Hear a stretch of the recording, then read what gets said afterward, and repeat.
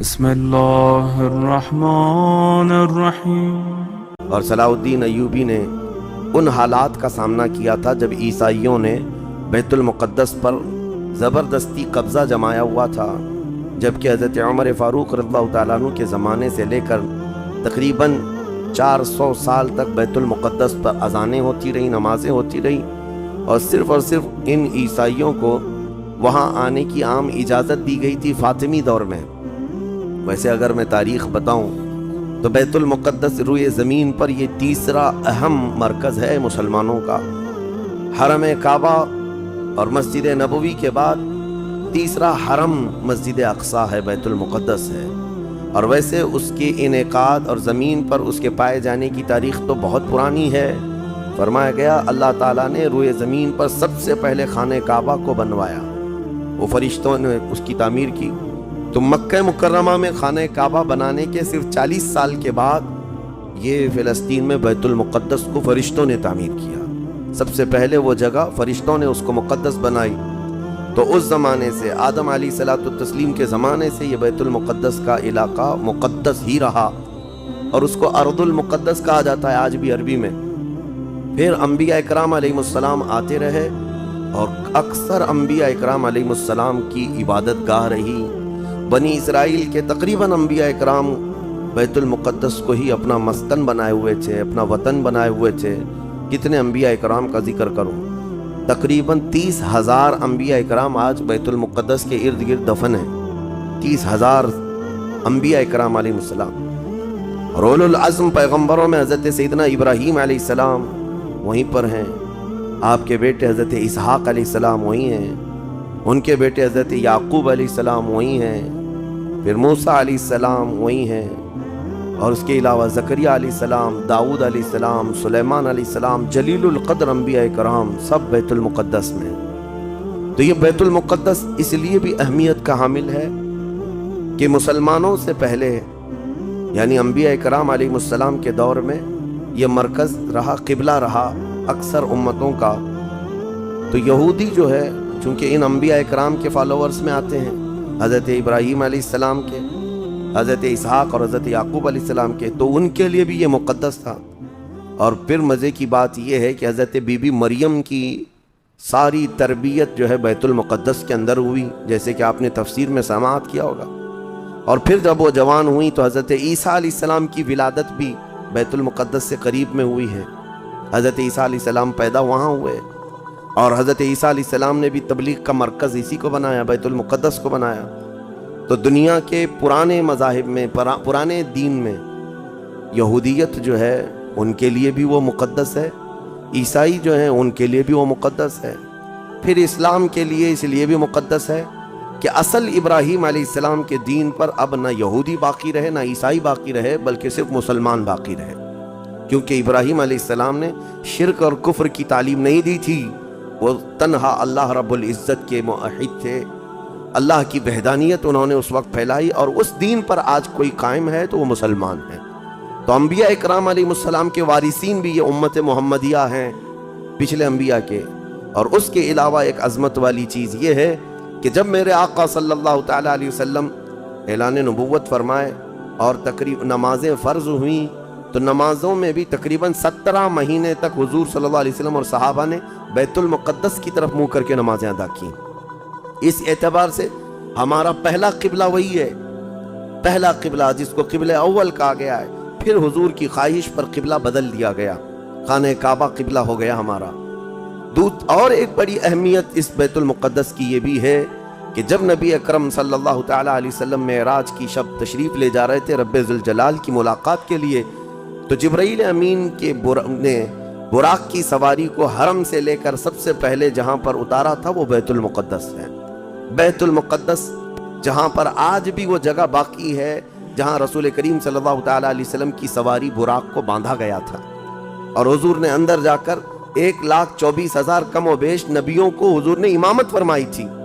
یہ وہ بیت المقدس ہے جہاں سارے نبیوں نے میرے نبی کا خطبہ پڑھا تھا معراج کی شب، اور اس کے بعد رسول اقدس صلی اللہ تعالیٰ علیہ وسلم وہاں سے آسمانوں کا سفر کیے۔ تو بیت المقدس مسلمانوں کے لیے اس لیے بھی اہم ہے کہ میرے آقا کی امامت گاہ بھی ہے اور ہمارا قبلہ بھی ہے۔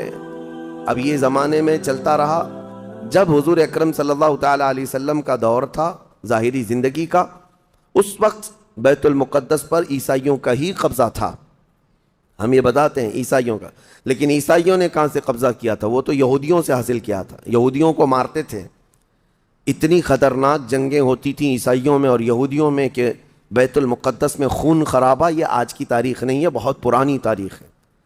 ٹائٹس نام کا ایک عیسائی بادشاہ جس نے پورے بیت المقدس کی اینٹ سے اینٹ بجا دی تھی، اور اس نے جتنے یہودی وہاں پر آباد تھے سب کو قتل کروا دیا تھا. پھر عیسائیوں کا قبضہ ہوا تھا.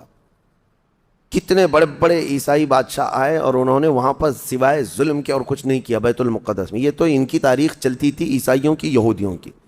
یہودیوں سے کئی مرتبہ بیت المقدس لے لیا گیا اور عیسائی جھنڈا وہاں لہرایا گیا. کئی 100 سال تک عیسائیوں نے یہودیوں کا داخلہ بھی بند کر رکھا تھا کہ کوئی یہودی پھٹکنے بھی نہ پائے. بیت المقدس تو چھوڑیں، یروشلم میں فلسطین میں کسی یہودی کی انٹری نہیں تھی. عیسائیوں کا جب غلبہ تھا تو یہ کئی زمانے تک چلتا رہا. اصل یہاں پر کیا تھا وہ میں آپ کو بتا دوں. یہ بیت المقدس کا مسئلہ آپ کو سمجھنا اس لیے بھی ضروری ہے کہ آج پوری دنیا میں یہ ایک سب سے بڑا ایشو کیوں ہے.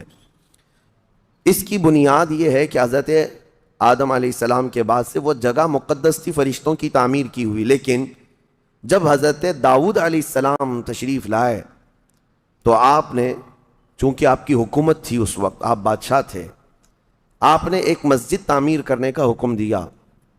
لیکن آپ کے زمانے میں وہ کام نہ ہو سکا تو اپنے بیٹے حضرت سلیمان علیہ السلام کو انہوں نے حکم دیا.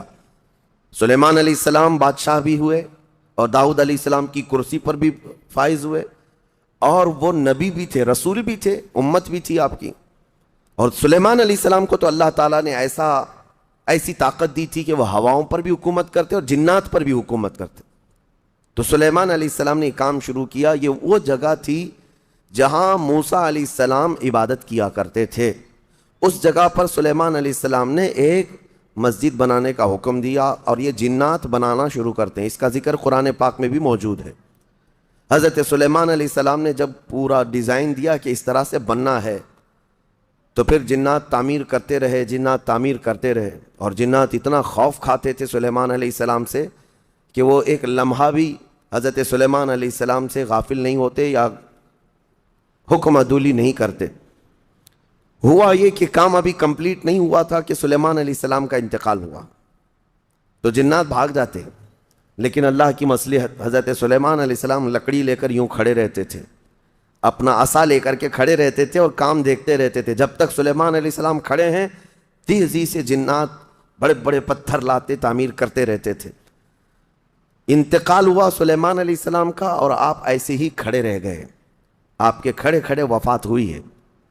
اور اس طرح سلیمان علیہ السلام کی وفات کو سالوں گزر گئے لیکن آپ وہاں سے ہٹے نہیں کیونکہ کام چل رہا تھا. قرآن میں ہے، اللہ تعالیٰ فرماتا ہے جب لکڑی کو دیمک کھا گئی، کتنے سال گزر گئے ہوں گے. حضرت سلیمان علیہ السلام یوں ہی کھڑے تھے. اور عام دوسرے لوگوں کی موت تو چھوڑو، نیند میں کھڑا ہو کر کے دکھائے. وہ اللہ کے نبی تھے کہ انتقال کے بعد بھی وہ کھڑے رہے.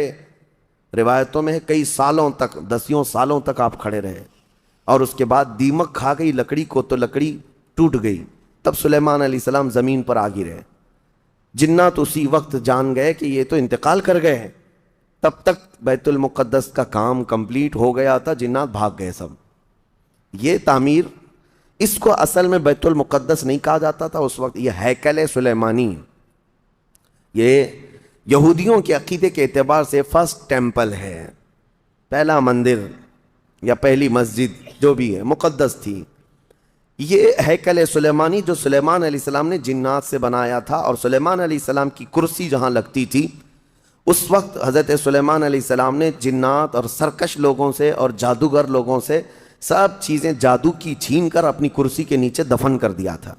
سب ختم کیا تھا کہ کوئی جادو ٹونا یہ سب چیزیں نہ ہو، کیونکہ یہودی جادو کے پیچھے بہت بھاگتے تھے، صرف جادو میں ہی دن رات.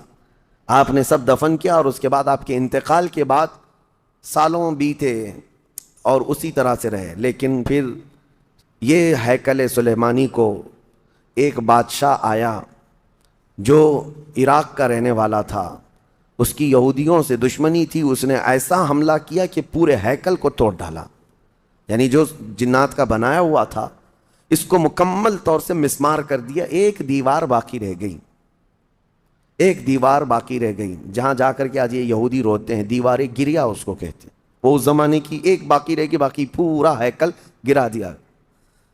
زمانہ بیت گیا، یہودی اس بات پر روتے رہے کہ ان کو مارا گیا، قتل کیا گیا، پھر عیسائیوں کا اس پر قبضہ رہا، پھر عیسائیوں سے یہودیوں نے ایک بار پھر حاصل کیا، پھر دوبارہ یہ ٹائٹس کے زمانے میں عیسائیوں نے مار کر کے پورے یہودیوں کو خون خون کر دیا، اور پھر بیت المقدس کچھ نہیں تھا، ایک دیوار تھی، ایک دوسری وہاں پر ایک چھوٹی سی عمارت بنائی گئی، اس عمارت کو یہ سیکنڈ ٹیمپل کہتے ہیں، سیکنڈ ٹیمپل، یہ دوسرا مندر، اور اسی کو عبادت گاہ بنا کر چلتے رہے۔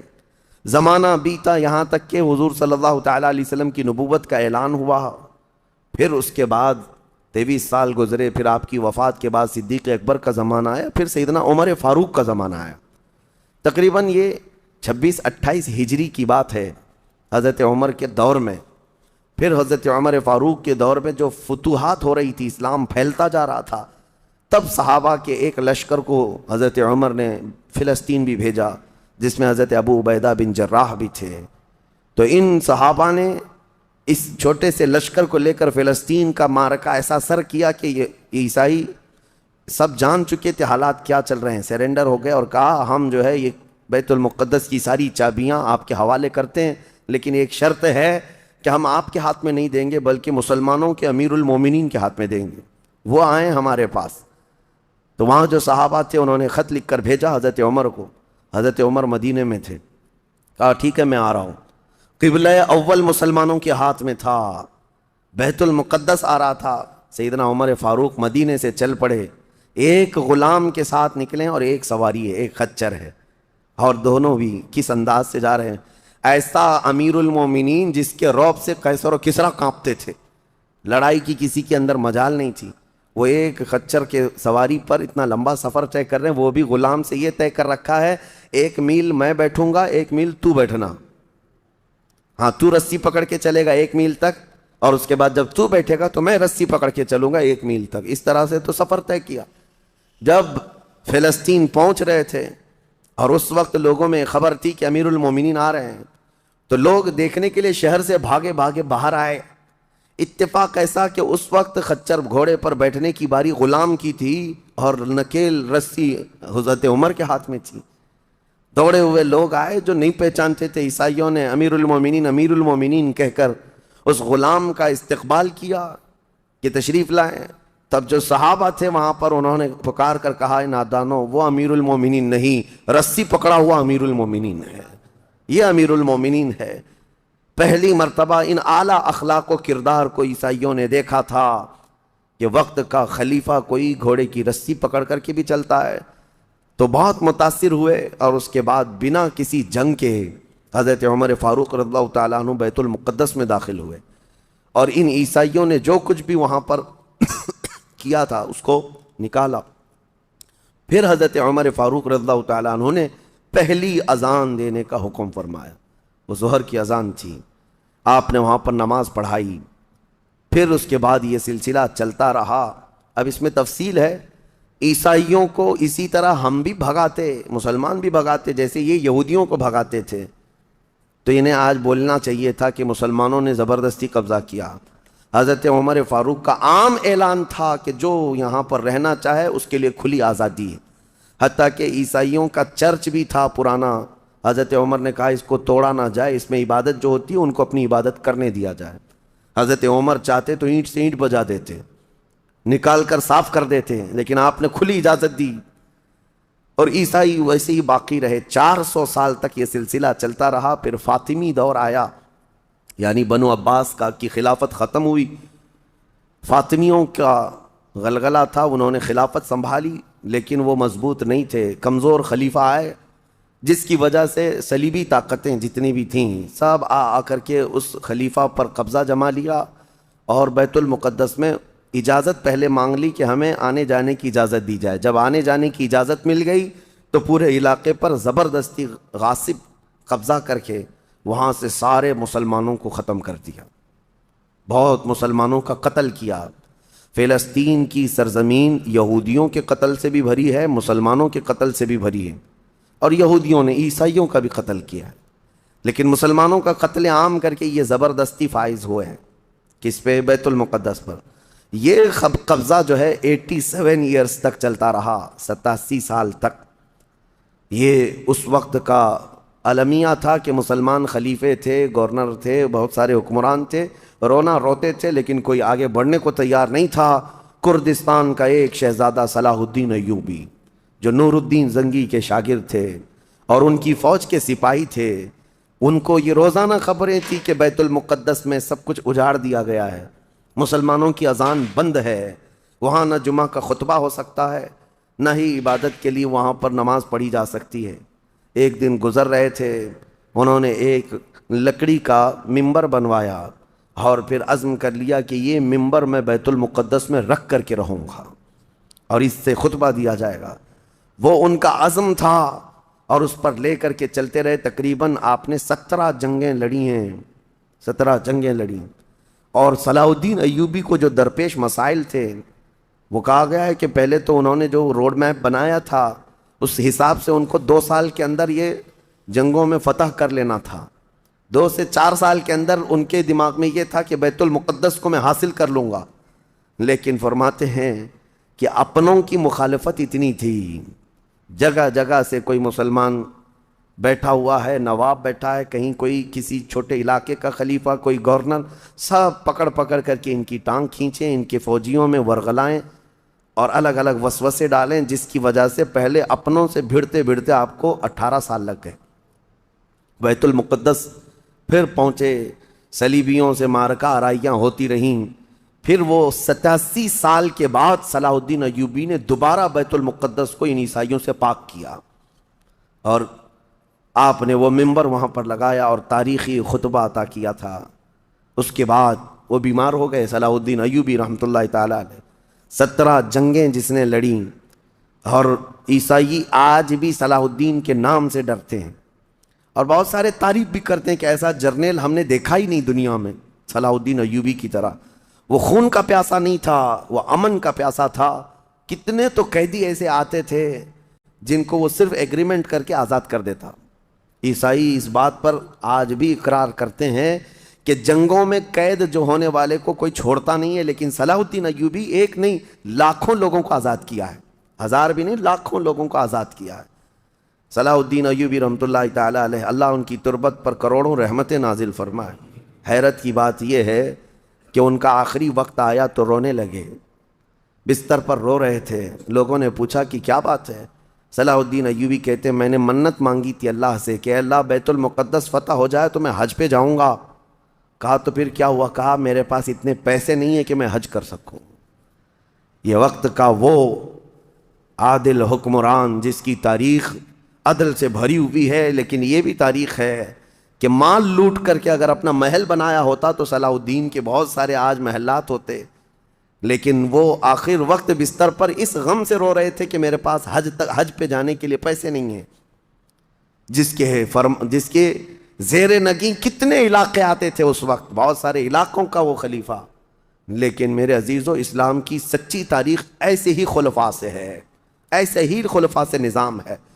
پھر یہ زمانہ چلتا رہا، تقریباً 800 سال گزر گئے، 1921 آیا، 1921، یہ جو گزری ہوئی سینچری ہے ابھی ہماری، یہ فرسٹ ورلڈ وار جب ہوئی، پہلی جنگ عظیم، اس جنگ کے دوران یہودیوں نے زبردستی اجازت مانگی برطانیہ کو ثالث بنا کر کے، کیونکہ جب ترکی کی حکومت ختم ہو گئی، جس کو خلافت عثمانیہ کہا جاتا ہے، جب وہ کمزور ہو کر گر گئی، کیونکہ ان کا دبدبہ تھا، یہ آخری خلافت ہے جو زمین پر تھی، اگرچہ خلافت کے نام سے جو مشہور رہی، تو حضور صلی اللہ تعالیٰ علیہ وسلم کی وفات کے بعد سے لے کر یہ ترکی کی خلافت عثمانیہ تک اس روئے زمین پر خلیفہ ہر زمانے میں کوئی نہ کوئی رہا، لیکن 1921 سے لے کر 1921 سے لے کر اب کا زمانہ آ گیا 2023، اتنے سال، 100 سال گزر گئے، پوری دنیا میں اب کوئی خلیفہ مسلمانوں کا نہیں رہا۔ بادشاہ تو بہت سارے ہیں،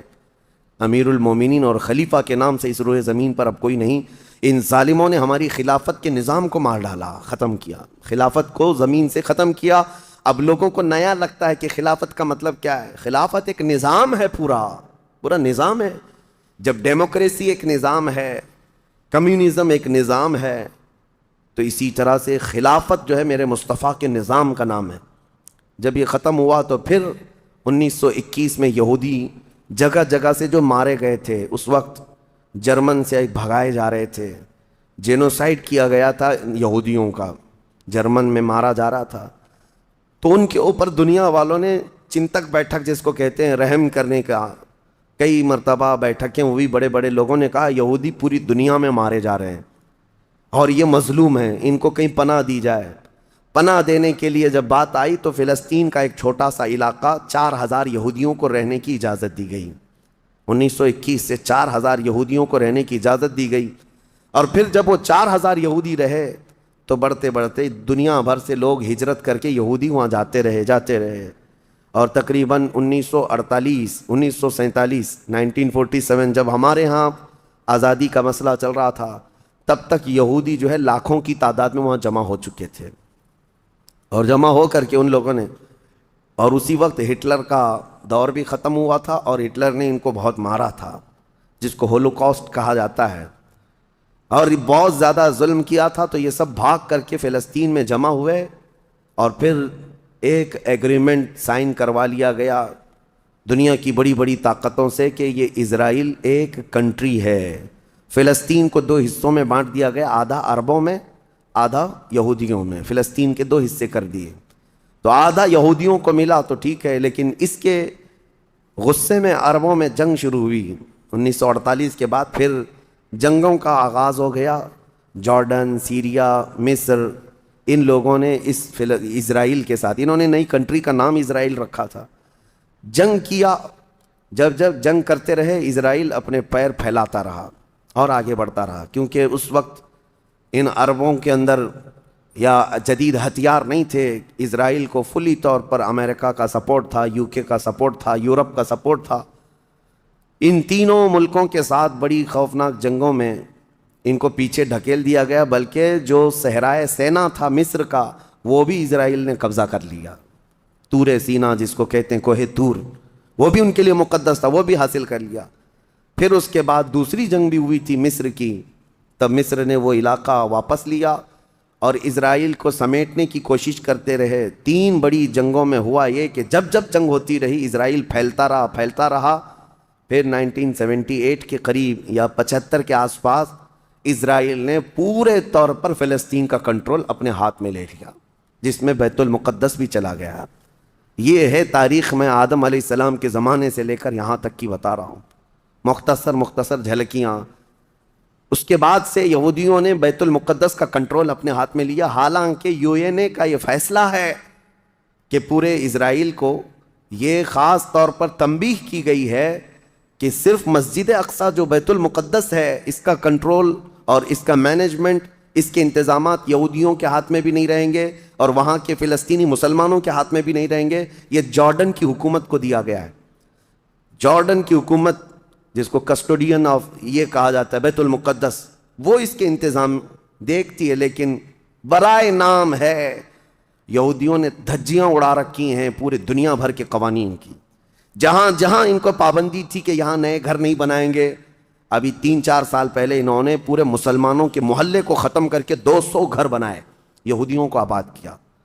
برسوں سے یہاں جو مسلمان تھے، ابھی آپ جا کر کے کبھی دیکھیں یروشلم، بیت الحم، جو بیت المقدس کے آس پاس کے علاقے، رام اللہ، 45 سال ہو گئے، دکانوں کو تالے لگے ہوئے ہیں، جالے لگے ہوئے ہیں، لیکن کھولنے کی اجازت نہیں ہے۔ اتنے پرانے وقت سے دکانیں بند ہیں۔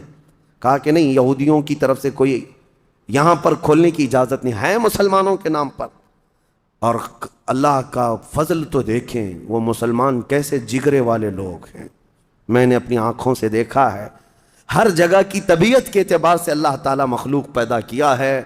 ان ظالم غاصب اسرائیلیوں کو ہم نے دیکھا، یہ بندوق تانے بیت المقدس کے ہر دروازے پر کھڑے رہتے ہیں، اور مسلمانوں کا فلسطینی 8 سال کا بچہ آتا ہے، اس کی نال یوں پھینک کر کے مسجد میں اندر جاتا ہے، نماز پڑھتا ہے پھر نکلتا ہے، اور وہ فوجی دیکھتا رہ جاتا ہے، کچھ نہیں کرتا، بسا اوقات گولیوں سے برساتے ہیں۔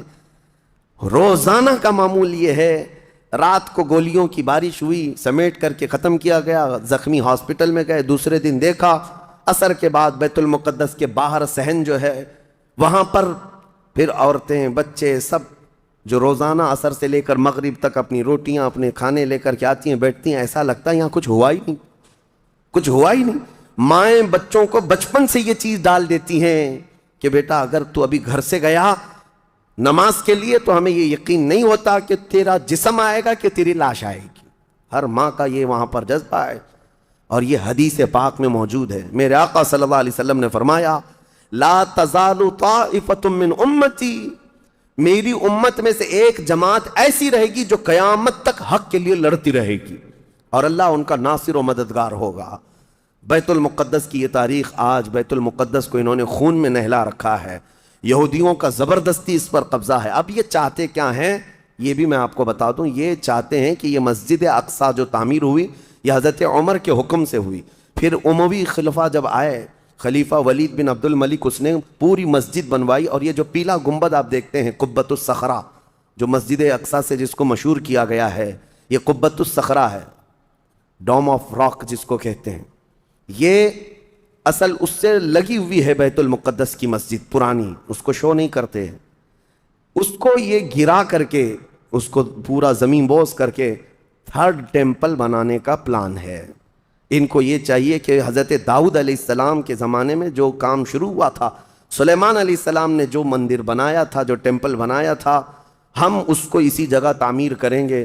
تو بیت المقدس مسجد اقصی کی دیوار سے دیوار انہیں گرانا ہے، اس کے لیے یہ کیا کیا سازشیں کرتے رہے، کھدائی کرتے رہے کہ یہاں پرانا خزانہ ہے، فلاں چیزیں ہیں، ثبوت نکالنا ہے، کتنا دیواروں کو ہلانے کے لیے آرٹیفیشیل زلزلے لائے گئے، مصنوعی طور پر یہ زمین ارتھ کویک لائے گئے کہ مسجد اقصی گر جائے، لیکن اللہ کی مرضی جب تک چاہے۔